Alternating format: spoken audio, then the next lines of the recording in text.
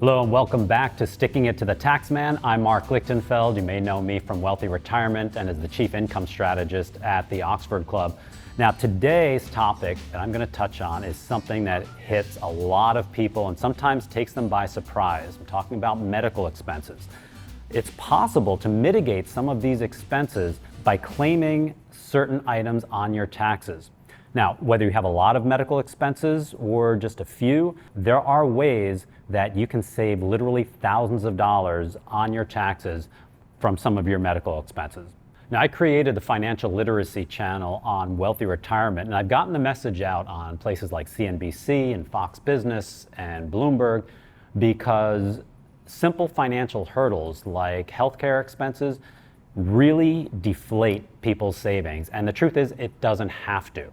That's why I put this collection of videos together to help you save money on your taxes and keep more of it in your pocket. Today, I'll explain proportional medical expense deductions, deductions for alternative health treatments, and my favorite strategy, getting the most out of your HSA. So let's get to it. First, any medical, dental, surgical, even transportation, or even alternative health costs can be deducted if it's 10% or more of your AGI. Your AGI, or adjusted gross taxable income, is a representation of all of your income after certain tax-deferred contributions like a 401k are taken out. That means while you may earn $50,000 yearly after deducting your pre-tax contributions, such as to a 401k or IRA, your AGI might be closer to $45,000.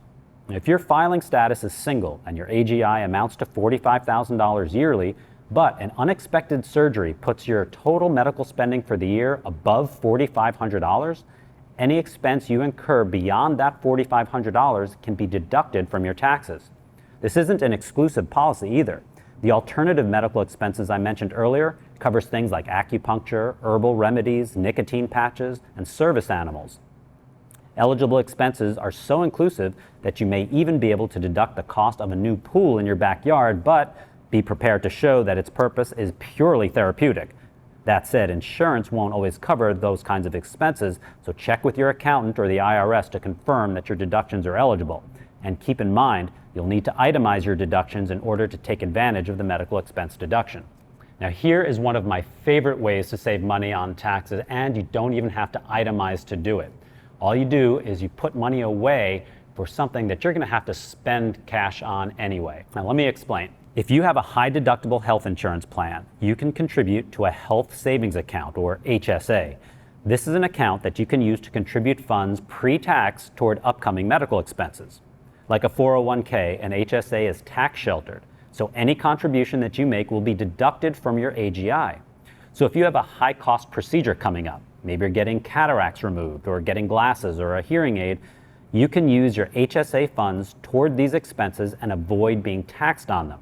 And if you're lucky and don't have to spend much on healthcare in any given year, your HSA funds will roll over from year to year. The only catch is that to remain tax-free, they must be used on qualifying medical expenses. Here are some numbers to show you what I mean. Let's say you're in the 24% tax bracket and contribute $2,000 to an HSA.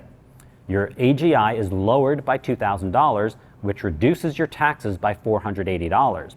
You incur $1,500 in medical expenses that your insurance did not cover, either because of the deductible or copay or for other reasons. You can pay the $1,500 right out of your HSA account. Now you have $500 sitting in the account for next year, and don't forget, you already saved $480 on your taxes by contributing to the HSA.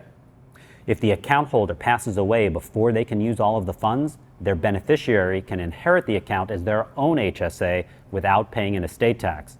However, what most people don't realize about an HSA is that the funds you contribute can be invested, so the money you're saving for healthcare expenses can grow. You can even use it as sort of a supplemental 401k or IRA.